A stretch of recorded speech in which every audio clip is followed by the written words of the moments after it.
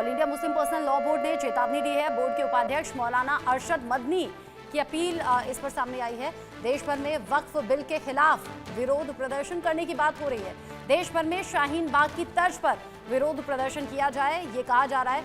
होली के दिन से देश भर में ये विरोध प्रदर्शन शुरू होगा, ये भी बताया गया। ये कहा गया कि सभी लोग इस प्रदर्शन का हिस्सा बने और ये प्रदर्शन बड़ा होना चाहिए। देश भर में वक्फ बिल के खिलाफ विरोध प्रदर्शन को तेज करने की बात कह दी है। शाहीन बाग की तर्ज पर ये प्रदर्शन हो और होली के दिन से ही, यानी कि होली त्योहार के दिन से ही ये प्रदर्शन शुरू होना चाहिए। बोर्ड के उपाध्यक्ष मौलाना अरशद मदनी ने ये अपील कर दी है। इस खबर को लेकर मेरे सीनियर एडिटर संजय शर्मा मेरे साथ में जुड़ गए हैं। संजय, एक तो वक्फ बिल के खिलाफ विरोध प्रदर्शन की बात, शाहीन बाग की तर्ज पर विरोध की बात, और ऊपर से होली का दिन चुना, होली के दिन से प्रदर्शन शुरू होगा।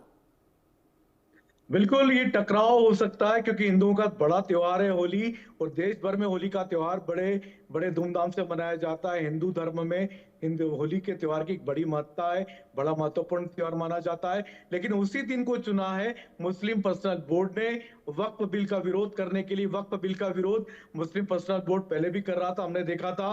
वक्फ बिल पर बनी जेपीसी के सामने गए थे अरशद मदनी मुस्लिम पर्सनल लॉ बोर्ड के लोगों को लेकर के, और वहां भी उन्होंने अपना विरोध जताया था वक्फ बिल को लेकर के।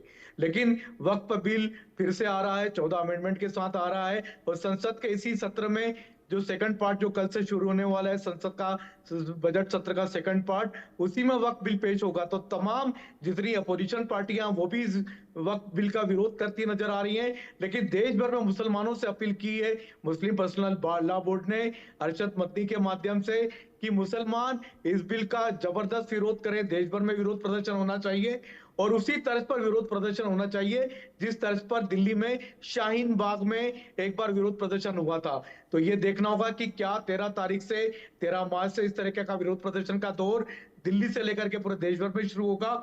जहां तक दिल्ली की बात है तो दिल्ली के जंतर मंतर पर मुस्लिम पर्सनल लॉ बोर्ड ने अपने सभी मुस्लिम धर्म के अनुयायियों को बुलाया है विरोध प्रदर्शन करने के लिए।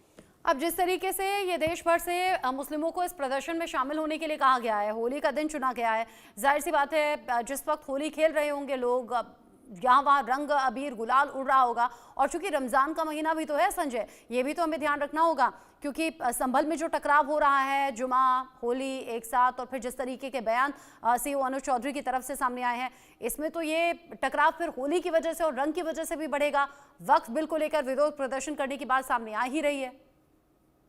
बिल्कुल, मुस्लिम धर्मगुरुओं को बचना चाहिए था, क्योंकि होली का त्योहार ऐसा त्योहार है कि हिंदू मनाते ही हैं, और इसलिए बड़े धूमधाम से पूरे देश भर में त्योहार मनाया जाता। तो इस दिन को चुनना ये कहीं ना कहीं आप कह सकते हैं कि एक तरीके से चुनौती होगी कानून व्यवस्था को मेंटेन रखने की, और दोनों धर्मों के बीच में टकराव डालने के लिए एक बड़ी चुनौती होगी सुरक्षा व्यवस्था के लिए भी। और कहीं ना कहीं दोनों धर्मों के लोग, क्योंकि ये भी कई बार देखा जाता है कि किसी मुस्लिम को कहीं रंग का छींटा लग जाता है तो फिर वहां पर टकराव शुरू हो जाता है। तो ये टकराव रोकने के लिए काफी मशक्कत करनी पड़ेगी और मुस्लिम धर्मगुरुओं को बनाना भी पड़ेगा। लेकिन क्या इस तरीके के आह्वान से देश भर में एक नए सिरे का टकराव तो शुरू नहीं हो जाएगा, क्योंकि होली का दिन उस दिन के लिए चुना गया है, ये देखना होगा।